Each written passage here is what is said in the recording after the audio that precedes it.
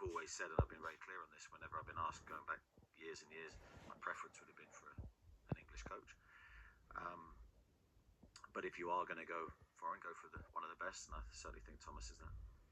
Harry, were you surprised that Eddie Howe wasn't approached? Yeah, I think he's done a fantastic job in, certainly at Bournemouth, Newcastle.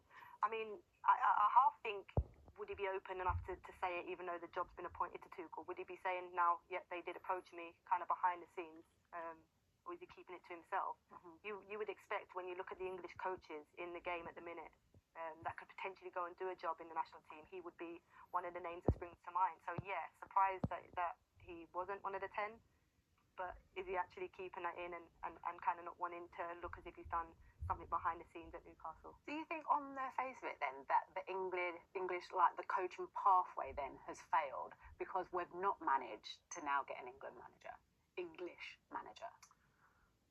It certainly looks like it. It certainly seems that developing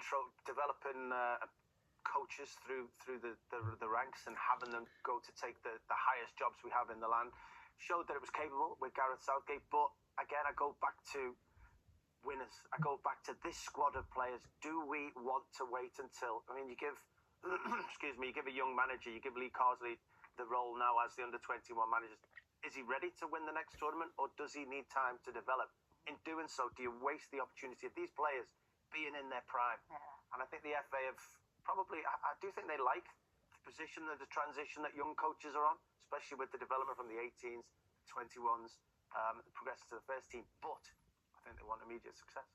Okay, well, that's what we think over here, but what about over there? Let's check in with our man in Germany right now, Archie Rintut. Archie, thank you for joining us. Well, how is Thomas Tuchel viewed in Germany then?